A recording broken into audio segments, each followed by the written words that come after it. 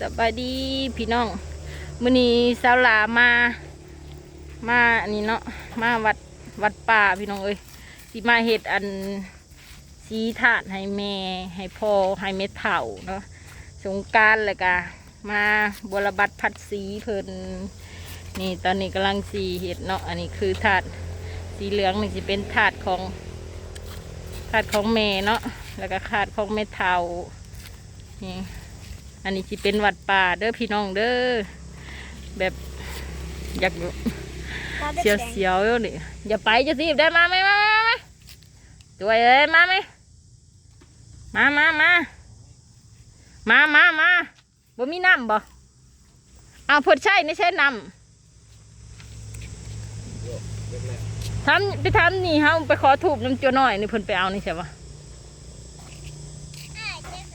มาตั้งเอาอยู่กับปุ้ยอยู่เพื่อนผมนี่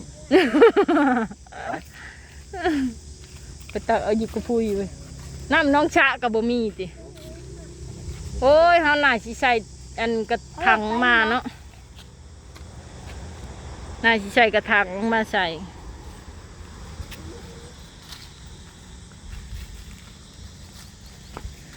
อันนี้ไผ่เสียอันนี้ชื่อนี่แหละอันนี้ใบว่าแมนมีแต่พระเถาอันนี้เนาะพระเถาทวดถาดพระเถาทวดเนี่ยถาดแม่สละกะสิเฮ็ดสีใหม่ให้เพิ่นก่อนหำอย่าไปเถอะทีบนะหำมาแม่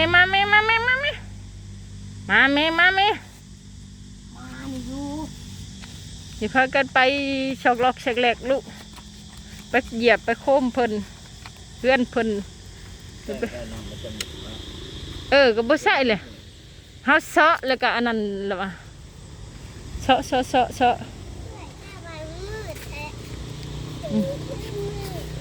จะดนแหละเซาะออก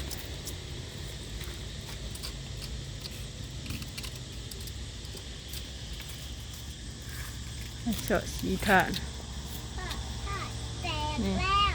อยู่วัดอันนั้นพี่น้องอยู่วัดป่าเนี่ยครูคนกะบ่ค่อยมีเนาะบ่ค่อยหลายดอกนี่พี่น้องได้ยินแต่เสียงแมงจักจั่นมาบวรบัตรผัดสีทำความสะอาดสีถาดของพ่อเฒ่าแม่เฒ่าแล้วก็แม่สลาพรบ่มีถาดพี่น้องเอ้ยเพราะบ่มีถาดตั้งขากล้องดิถือขากล้องมาตั้งอยู่นี่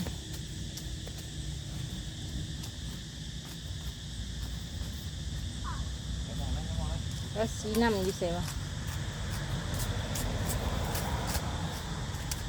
นี่พี่น้องหลังจากที่สละมาอนามัยแล้วเนาะอนามัยแล้วเรียบร้อยแล้วนี่อีเดปูทาสีเด้อพี่น้องเอ้ยอันนี้ทาสีให้ไม่เท่าทาสีถาดไม่เท่าเนาะ3 ถาดนี่ที่สละมาอนามัยแล้วเรียบร้อยแล้วเหมือนนี้ยังบ่ได้ฮดบ่ได้ส่งพี่น้องเอ้ยเดี๋ยวสิมาฮดมาส่งอีกเนาะพอแม่สละก็เพิ่นได้เสียชีวิตไปหมดแล้วพอตู้แม่ตู้ก็เสียแม่เท่าอันนี้เป็นถาดแม่เท่าถาดน้อยนี่ถาดแม่เท่าถาดแม่สละอันนี้แล้วก็ถาดพอตู้แม่ตู้ถาดพอเฒ่าทวดแม่เฒ่าทวดนะพี่น้องสละมาเฮ็ดให้แล้วเรียบร้อยเลยเนาะเดี๋ยวเฮาสิมาฮดมาส่งกันอีกบัดนี้ปีใหม่เพิ่นปีใหม่ผ้าใหม่เพิ่นได้เอาผ้าลงอย่างเงี้ยเพิ่นเอาผ้าลงเพิ่นอันนั้นให้ฮดให้สูงนะพี่น้องเอ้ยนี่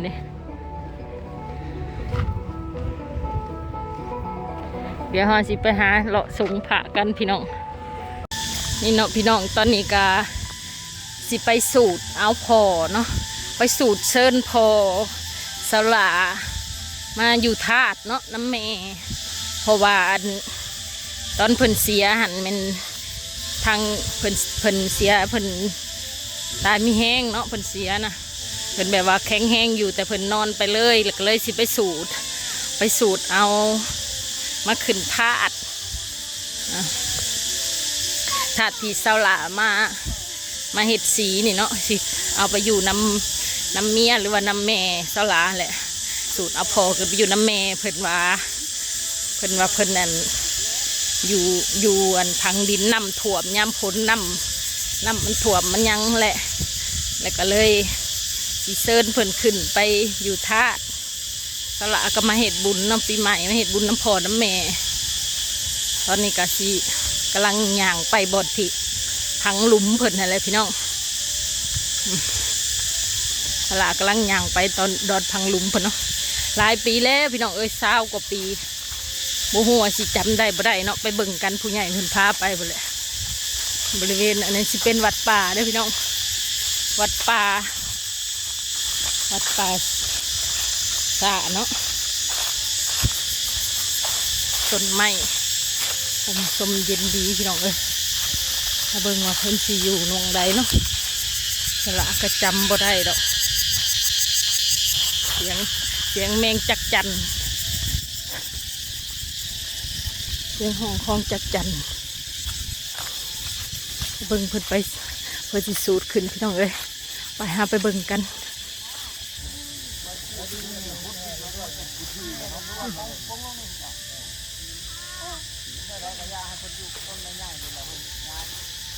มีแต่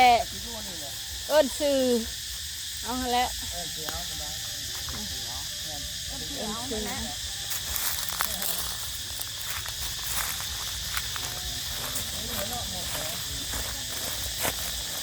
น้าบอกคำบอกอย่ามานั่งอยู่ลูกนั่งอยู่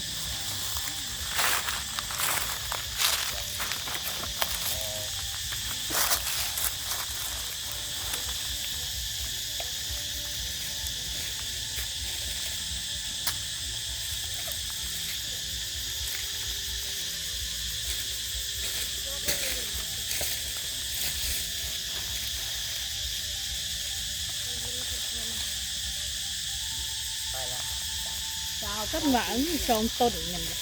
อันใหญ่แล้วตะกี้กบนี่มันยังน้อยต้นหวานต้นนั้นกับต้นเงินต้นหวานมี2 ต้น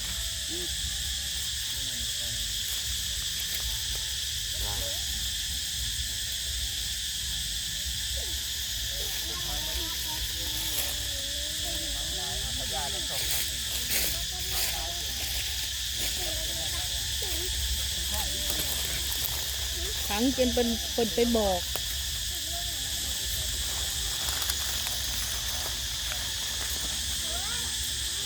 อย่าพากันไปลูกแมนหำ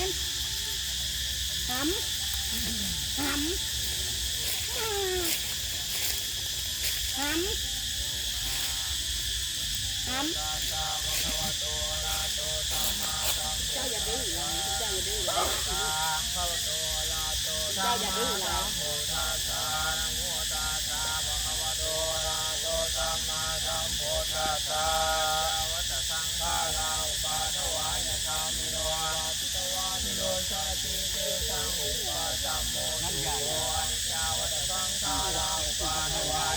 ไม่ได้ถือยังแปลวไหมยังแปลวไหมโค้งยังไปเลยเอามาจะขี่5 ขวดเลยเด้อ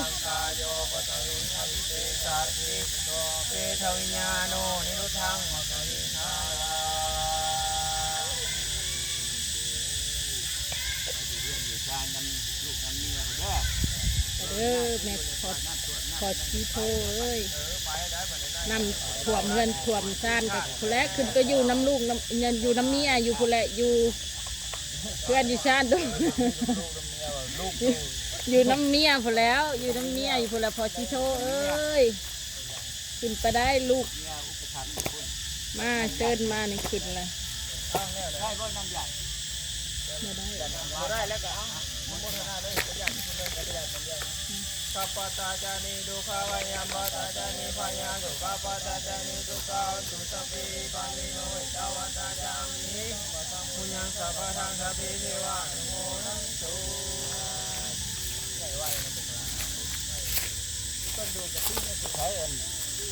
มาได้ประหยัด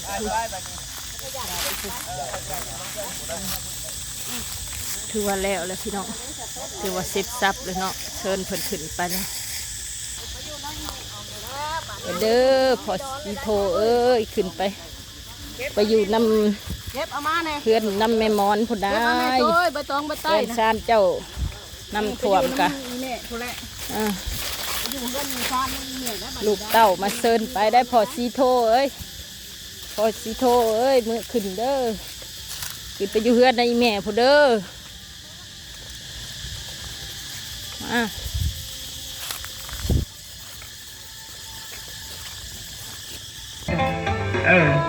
ปลาท่องใจไหลเลยเอ้าอยู่ดีมีแหงมีความสุขความเจริญสุขกายสบายใจอายุหมันความยืนซื้อได้ใครมันมาเด้อไม่ออกตัวเนี่ยโยมมาห่วมแล้วก็มีเนี่ยก็ไอ้สั่นบ่มีแต่ใส่เลยมือถวายมือวันที่17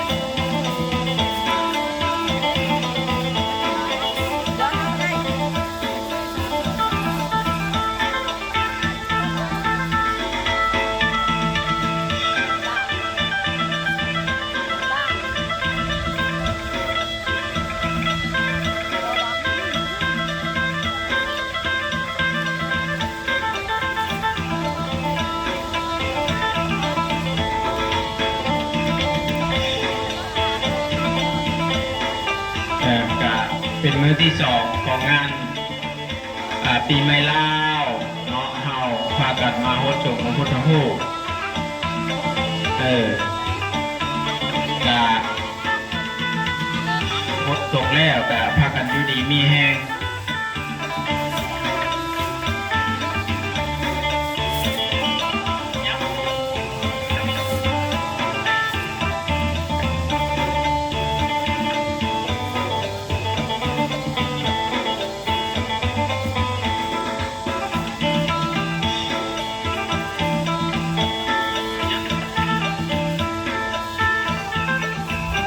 เบิ้งสายไฟนะ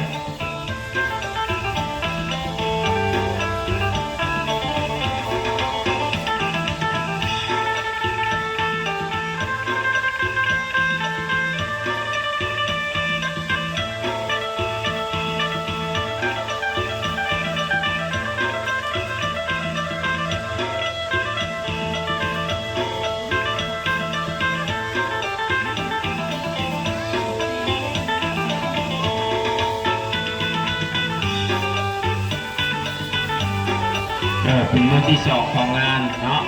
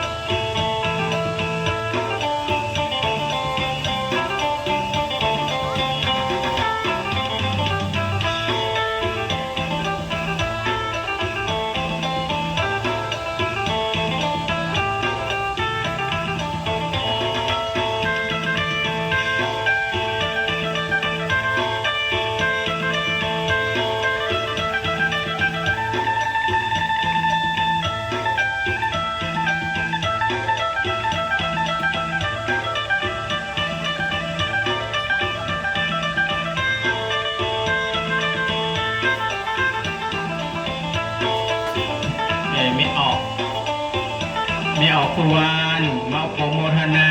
มาจากดงหินมาโปรโมทนาบริจาคต่อยอดผาป่ามีจำนวนปัจจัยอยู่20,000 กีบนะสาธุให้มีความสุขความเจริญทุกทางกายสบายทางใจอยู่ดีมีแฮงมีอายุมันขวัญยืนคิดเงินในเงินคิดทองในทองเงินไหลน้องทองไหลมามันยืนเด้อสาธุ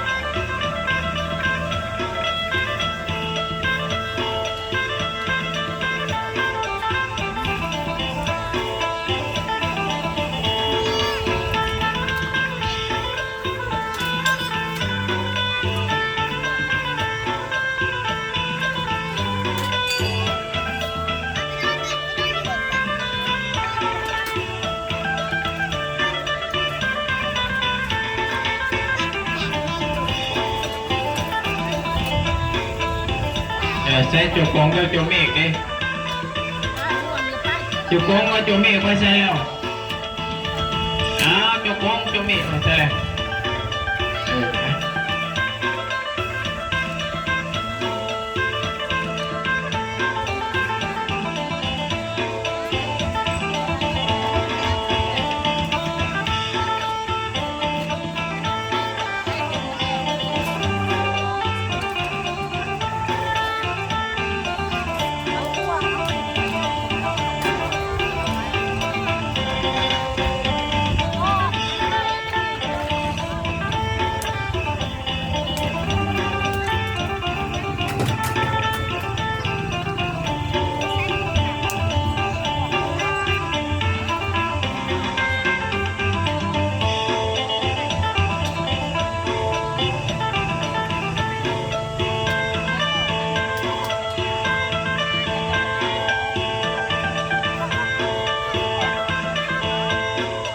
con trên này bạn nóเอาโมผาปาสมาคีมีหลานน้อยมาบริจาค10,000 กีบนั่งยังนั่งทำหลอย10,000 กีบนั่งทอง40,000 กีบบรรณาหัวซองแล้วก็ไม่ออกน้อยมาโปรโมทนา10,000 กีบที่ในตู้ปะแล้วก็มีโยมเมื่อยนะพร้อมลูกนำไปบนมาอีก10,000 กีบนะสาธุมีความสุขความเจริญเด้อต่อยอดผาป่าสุขทั้งกายสบายทั้งใจอายุวันโนสุขขังพลังแล้วก็มีโยมไม้ที่ไหนพอสมใจเนาะมาโปรโมทนาบริจาคผาป่า9,000 กีบสาธุมีความสุขความเจริญสุขกายสบายใจมันยืนเด้อสาธุ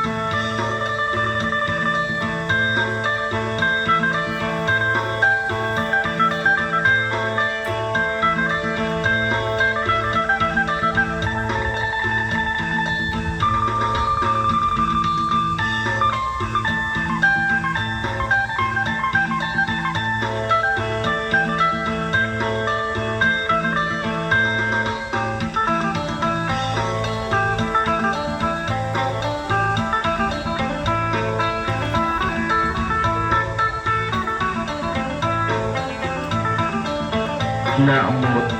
ภะวะโตอะระหะโตสัมมา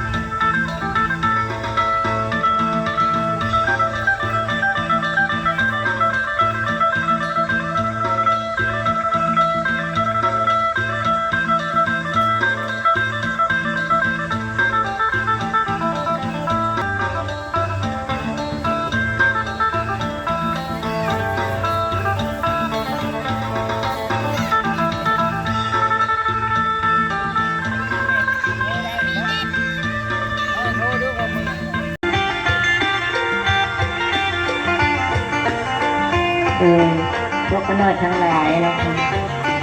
ขอคารวะพระอาจารย์เนาะเพื่อว่าไว้มีบาปมีกรรมกายกรรมสามวจีกรรมสี่มโนกรรมสามกรรมอันใดที่พวกก็ได้สลังทางพาดใจในกายก็ดี แรงเอาคือเก่าได้กับคู่เป็นคู่เปรียบเหมือนพ่อแม่ลูกสีดีอะไรกับยาลูกสีชั่วอะไรกับยาเป็นลูกเฮาคือเก่าแม่นบ่ผู้ได้เกิดเลี้ยงลูกนะเป็นอะไรได้กับยาลูกเก่าพ่อนั่นแหละภาษาเขาก็เข้าใจนะภาษาเข้าใจภาษาลูกยามปู่เปรียบเหมือนไม่ออกเปรียบเหมือนลูกไม่ออกก็ออกเป็นเหมือนลูก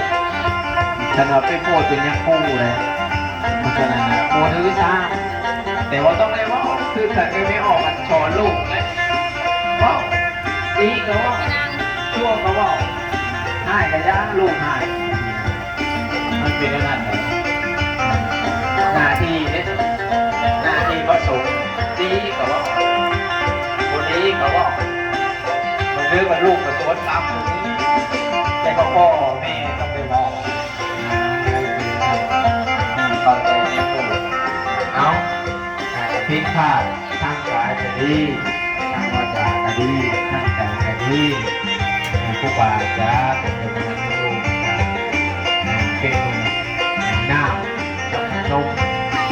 ให้เข้ากันได้ก็ให้เป็นปากเป็นกรรมกันดูดีไม่แห้งมีอายุ